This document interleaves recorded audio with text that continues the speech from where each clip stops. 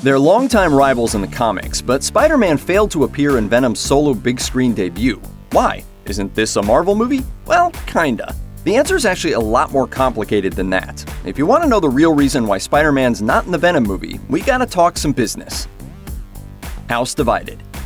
Marvel movies didn't really become Marvel movies as you know them until 2008's Iron Man. In the 1990s, Marvel's movie-making division was still trying to convince Hollywood that movies and TV shows based on its comic books might be something worth looking into. Since it had no direct leverage in the film industry, Marvel farmed its properties out to anyone who would take a chance on using them. This is how Fox ended up making the X-Men and the Fantastic Four movies, how Universal ended up in charge of the Hulk, and why Spider-Man and his amazing spider friends ended up in the hands of Sony. This is how things used to be, but the success of Iron Man and the birth of Marvel Studios changed all that, getting the mighty Marvel movie party in motion. Marvel Studios has since been acquired by Disney, which more recently began the process of acquiring Fox, which brings a large chunk of the Marvel characters back under one roof, except for Sony's Spider People, and that's where things get dicey. None of this makes sense. Unamazing Spider-plan. The same year that Marvel Studios took its burgeoning cinematic universe to the next level with the Avengers, Sony rebooted its Spider-Man franchise with The Amazing Spider-Man. And Sony's plans didn't stop with Peter Parker. In an effort to compete with the rising MCU, Sony began laying track for its own cinematic universe set in the world of Spider-Man's New York. During the production of Amazing Spider-Man 2, reports emerged that Sony was developing a movie based on the villain team, the Sinister Six. There were also rumors of a potential Venom spin-off, as well as a prequel movie focusing on a young Aunt May. A mind-boggling proposition, both then and also now. Hey, wait, what are you doing? What are you doing? No, I do the laundry. I'm doing my laundry. No, I do the laundry.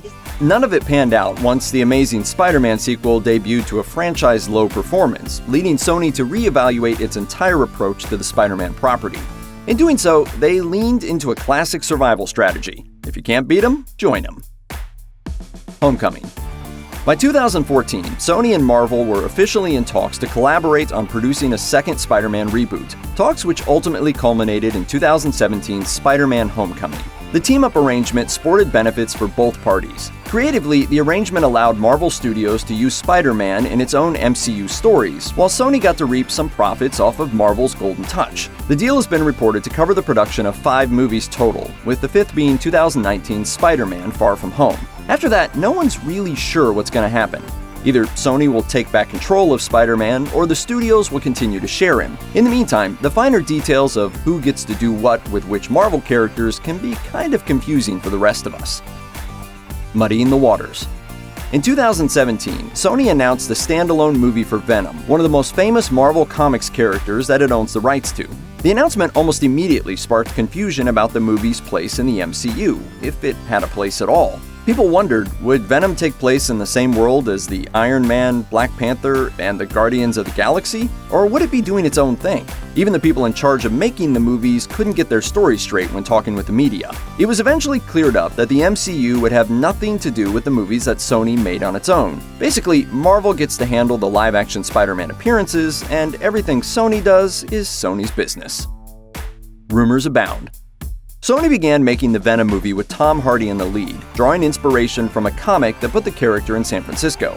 His costume was also altered to remove any traces of Spider-Man's arachnid DNA.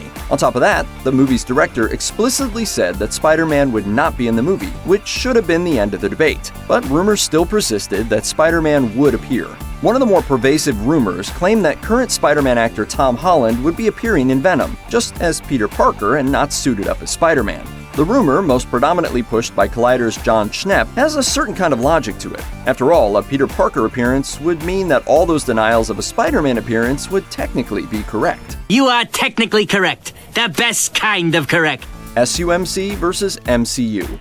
Of course, as we all know now, neither Spider-Man, Peter Parker, nor Tom Holland is anywhere near the Venom movie, as we saw it in theaters. Indeed, Venom is the start of something new, which Sony plans to use as a springboard for a new attempt at a cinematic universe. According to Variety, the series is being internally referred to as Sony's Universe of Marvel Characters, which is not a great name, but hey, it's what we've got for now. The question is, who's next? Sony is reportedly now in development on several movies based on the Marvel Comics characters to which it owns the film rights. a number that Variety puts at around 900. Current movies in development include a Morbius the Living Vampire movie starring Jared Leto, as well as movies based off the characters Jackpot, Black Cat, Kraven the Hunter, Nightwatch, Silk, and Silver Sable, and those are just the ones we know about. So, will these movies actually come to fruition? Probably not all of them.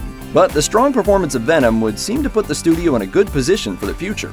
Spider-Man or no Spider-Man?